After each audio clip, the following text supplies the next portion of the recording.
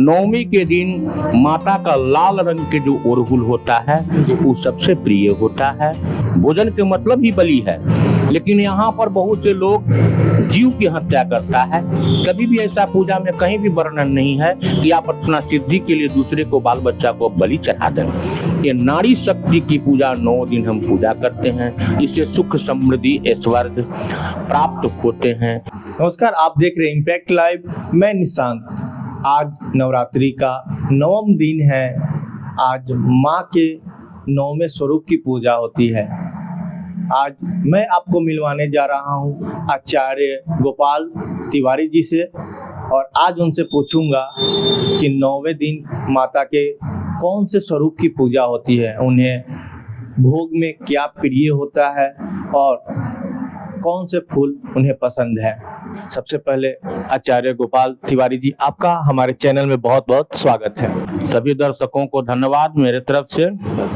देवी के स्वरूप में 9 रूप का वर्णन किया गया है जी। प्रथम शैलपुत्री, द्वितीय ब्रह्मचारिणी, तृतीय चंद्रघंटेति, कुसुमांडेति, चतुर्थम पंचम स्कंद माता त, षष्ठम कात्यायनी, सप्तम कालरात्रि महागौरी च, अष्टम नवम सिद्धि धायत्री च, 9 दुर्गा प्रकृतिया है। दुर्गा का स्वरूप 8 स्वरूप के बाद 9वां रूप सभी रूपों को मिला करके सिद्धि धायत्री का रूप में होता है। सिद्धि का मतलब होता है मोक्ष को देने वाली, अर्थात उनका नाम सिद्धि धायत्री है। इस साल माता का आगमन एकम के दिन डोली पर हुआ है, और जिससे ज्यादा मृत्यु की संभावना इसमें व्यक्त है। सप्तमी का आगमन नौका पर है जो सिद्धि को देने वाले हैं, तथा दशमी का गमन मुर्गा पर है, जिससे व्याकुलता की भावना सभी लोगों में ज्यादा बढ़ेगी। 9वीं के दिन माता का लाल रंग के जो अड़हुल होता है वो सबसे प्रिय होता है।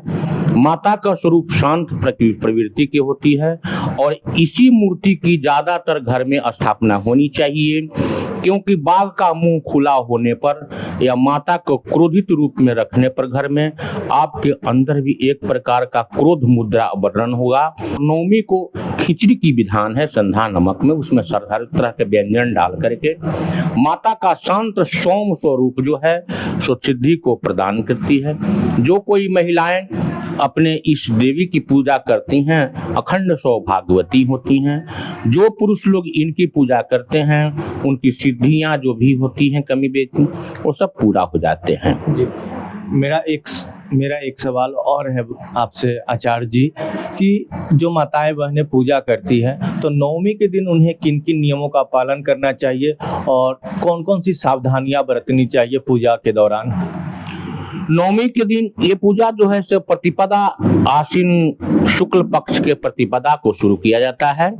इसमें हर दिन हर रूप का पूजा होती है, लेकिन 9वीं के दिन जो पाठ करते हैं दुर्गा का, तो उनकी चाहिए कि 9 कन्याओं का भोजन और नारियल फोड़ करके इस व्रत का समापन। हवन की प्रधानता है। हवन में बलि की विधान है। बलि के मतलब ही नहीं होता है जीव हत्या। दुर्गा के पाठ में आपको वर्णन है 204 नंबर में, पेज नंबर में, मांस का पूजन वर्जित है। पेज पर 16 नंबर पेज में 7 दिन का यह दुर्गा का पाठ वर्णन है। इसमें वर्णन ये है कि माता दुर्गा के जितने हवन के बाद 10 पत्ते पान के पत्ते पर उड़द और मूंग की दाल और मूंग रख करके, और उनको 10 दिशाओं का पूजा यानी भोजन के मतलब ही बलि है, लेकिन यहाँ पर बहुत से लोग जीव की हत्या करता है। कभी भी ऐसा पूजा में कहीं भी वर्णन नहीं है कि आप अपना सिद्धि के लिए दूसरे को, बाल बच्चा को बलि चढ़ा दें। उससे जैसे कहा गया है कि मलेच्छ के फूल देने से पुत्र दीर्घायु नहीं होता है, इसलिए एक जीव को मार कर दूसरे जीव को आप आबाद नहीं कर सकते हैं, उसे अमर नहीं कर सकते हैं। माता जितने भी पुआ पकवान मृत्यु भोजन हो आप उनको कराइए, उससे खुश रहेगा। नवरात्रि पर्व से देश को, सनातन संस्कृति धर्म को मानने वाले लोगों को क्या सीख लेनी चाहिए। दुर्गा पूजन हिंदू धर्म का सबसे महत्वपूर्ण और उपासना पूर्ण पर्व माना गया है। इसमें नारी शक्ति की पूजा होती है। प्रथम दिन से 9 दिन तक के हम नारी शक्ति की पूजा करते हैं, और हमेशा नारी शक्ति में रही है। ब्रह्मा विष्णु महेश सभी को उत्पन्न करने वाली नारी शक्तियां ही हैं। आज जिस घर में कहा गया है कि बिन घरनी घर भूत के डेरा, जिस घर में घरनी नहीं है, स्त्री नहीं है, वह घर भूत के डेरा है। आज के समय में कुंवारी जो बच्चियां हैं, खास करके दुर्गा के स्वरूप में उनको लिया जाता है 5 साल से लेकर के 10 साल के नीचे में, और इन्हीं लोगों को नवमी के दिन भोजन कराया जाता है। भोजन में जो कुछ भी मीठा भोजन हो, उसके बाद दक्षिणा के स्वरूप में चुंदरी वगैरह दे देना चाहिए, पैर इत्यादि रंग करके माता को यह हम पूजा करते हैं बच्ची के स्वरूप में। सनातन धर्म से यह तरह के कुंवारी का पूजन होते आ रहा है। लेकिन आज के समय में कुंवारी लोगों को, महिलाओं पर और युवतियों पर अत्याचार, दूसरे ढंग के बर्बरता का रूप धारण किया जा रहा है, जिससे समाज में स्त्री की स्थिति भयावह होते जा रही है। लेकिन हम लोग शक्ति की पूजा करते हैं और अंत में हर जगह महिला ही आगे बढ़ रही हैं। जिस तरह से शास्त्रों में वर्णन किया गया है, सभी देवताओं को जब हार हो गया, इंद्र जब हार करके धरती पर भिखारी के समान घूम रहे थे, ब्रह्मा जी आगे होकर के विष्णु और शंकर से इस बात को पूछते हैं। राजा सूरत और समाधि नामक बनिया भी इस तरह से पूजा को सुन करके मेघा ऋषि से, क्योंकि मेघा ऋषि के आश्रम में इतने विशेषता थी कि हिंसक पशु भी अपना पशु हिंसकता को त्याग करके शाकाहारी रूप में वहां पर विराजमान थे।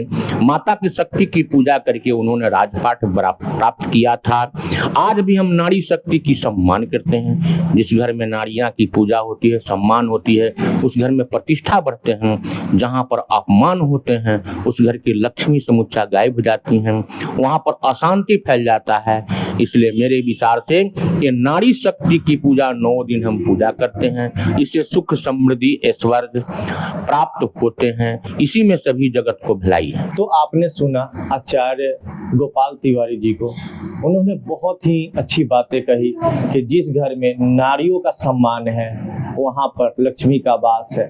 तो यह जो नवरात्रा का पर्व है वो महिलाओं के सम्मान का है, शक्ति का है, उपासना का है।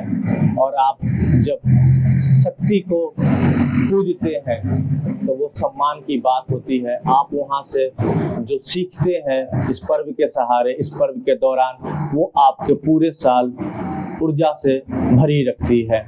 कैमरा पर्सन उत्तम तिवारी के साथ मैं निशांत, खासपुर मनेर।